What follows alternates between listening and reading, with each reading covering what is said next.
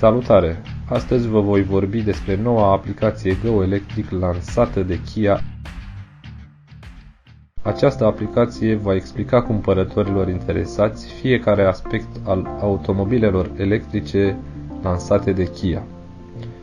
Țin să vă informez că noua aplicație urmărește să răspundă întrebărilor pe care mulți șoferi le au despre noile automobile electrice, inclusiv cum funcționează numeroasele sisteme de propulsie, cum diferă experiența de condus și cum se încarcă aceste mașini.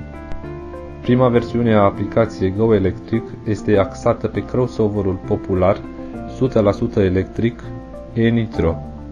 Aceasta permite utilizatorilor să exploreze numeroasele caracteristici și tehnologii ale automobilului și să învețe totul despre performanțele bateriei celui mai bine vândut automobil electric Kia.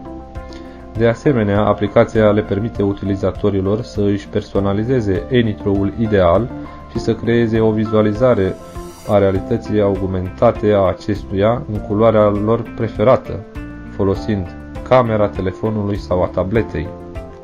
Aplicația Go Electric va fi utilizată de către personalul dealerilor Kia pentru a-i ajuta să explice consumatorilor gama de automobile electrice ale brandului aflată în plină dezvoltare. Aplicația este compatibilă cu multe dispozitive mobile cu sistem iOS și Android.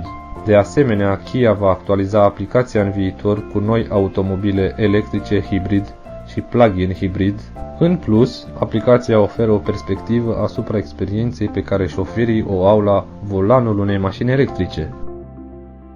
Presupun că și tu dorești să fii un șofer informat.